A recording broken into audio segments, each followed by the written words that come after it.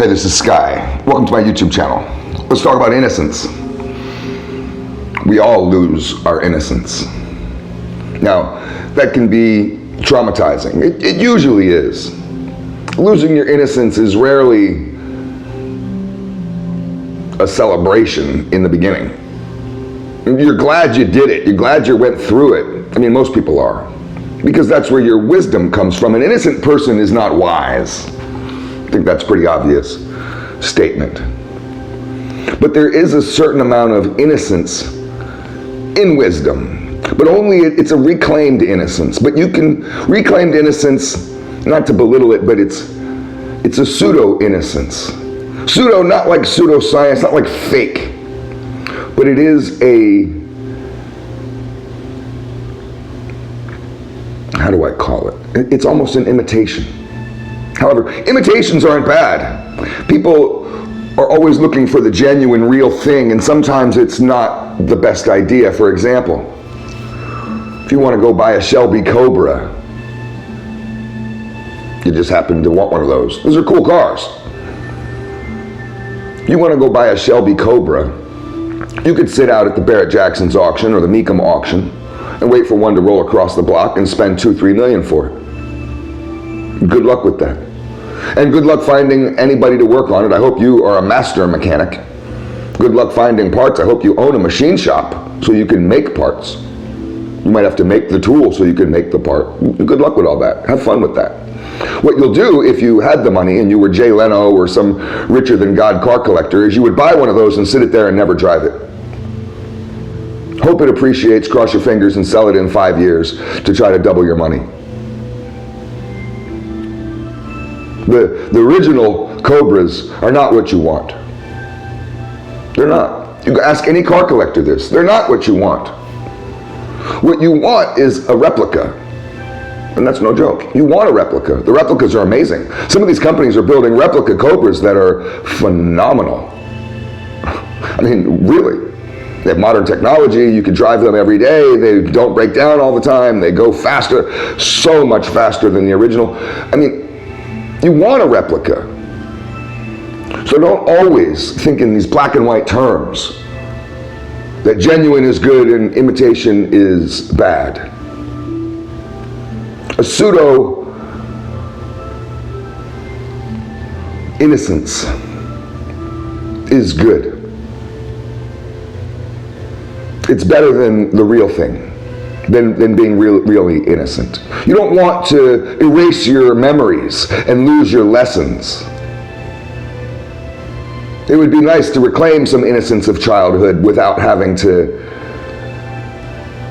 become a child and to go through the dangerousness of innocence all over again, because innocence is dangerous. Very oftentimes when we're innocent, we get hurt, assaulted, manipulated, beaten, tricked, robbed. But you learn your lesson. You lost your innocence that day, and it'll never happen again. A lot of people can become tortured by this loss of innocence, and people with PTSD, myself included, can sometimes slip into a unhealthy pattern of nostalgia, of longing for the past, for a past where we were innocent before all the bullshit happened and ruined us. Right? Sometimes in this process, we look for relationships with people that can be our caretakers. You know what a caretaker is? You know, right? Someone who takes care of you. And we kind of hope that in those people is our innocence, that we will find ourselves in someone else, that with the help of someone else, we'll be able to hopefully, maybe, possibly reclaim an aspect of who we once were. Are you doing that? It's using people. And it's trying to use people in a way that they're unable to help you. It's forced magic. You're forcing someone to be a magician, and they might just be a regular person. You're hoping that they're going to somehow use some magic to bring back equality within you. I'm going to use you for narcissistic reasons to hopefully find a version of myself that died and needed to die. A dangerous version of myself. Innocence is somewhat dangerous, right? The innocent little bunny rabbit hopping through the forest is living a dangerous life. The innocent bunny rabbit lives a more dangerous life than the wolf, the wise wolf. I'll read you a little section in a book that I'm reading right now. The book, it's a pretty decent book, but I liked the first paragraph or two that I read this morning, and it's called An End to Innocence by Sheldon Kopp, Facing Life Without Illusions. So it's worth checking out. This guy also wrote a popular book called If You Meet the Buddha on the Road, Kill Him. It's a good title. So let me just read you a little bit this morning and see if we can dissect it or just see what happens. Fixated on his or her own childhood, the nostalgia of pseudo-innocence pivots on the wish to make things work out right once and for all. Quote, "It's just not fair," is the anguished outcry. This is not an understandable protest against social or political injustice. Rather, it is a self-absorbed, petulant insistence on the right to an unpromised rose garden, or at the very least, a demand for restitution for an unfortunate personal accident of birth. Let me just continue because I like the point that this guy's making. Imagining themselves to be the heroes or heroines of as yet uncompleted fairy tales. Such people simply cannot, will not, believe that the villains who have disappointed them will go unpunished, or that they themselves will remain blameless, yet uncompensated victims. Surely there must be someone who will avenge them and take good care of them. Someone who will right the family wrongs and reward the good children. Let me just finish this last part. Those of us who were caught up in the romantic fantasies go on insisting that there must be someone who will mend our broken childhood dreams. So that's kind of what we're talking about. You lose your innocence. Some people get all butthurt over it.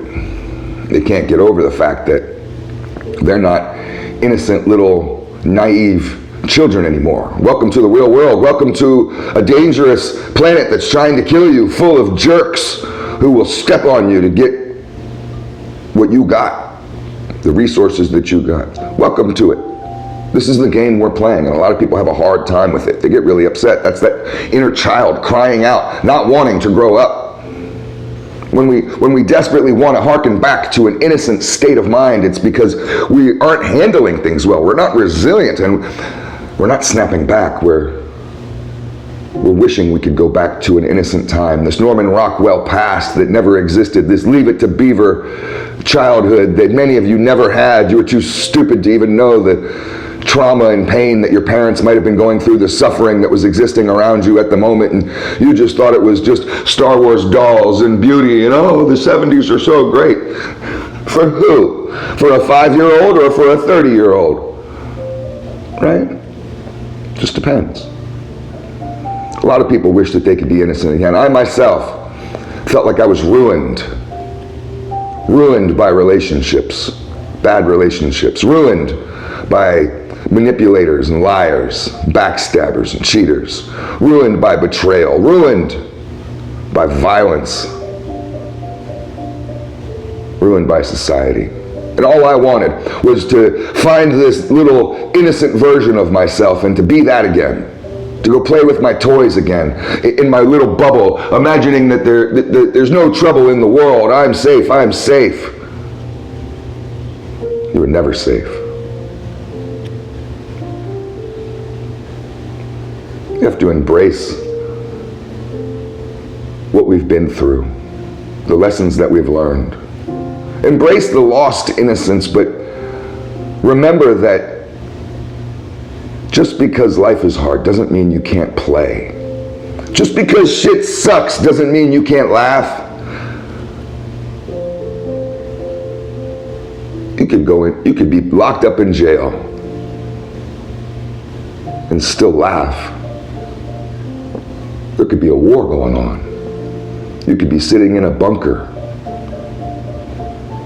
and it's World War III and you could still laugh.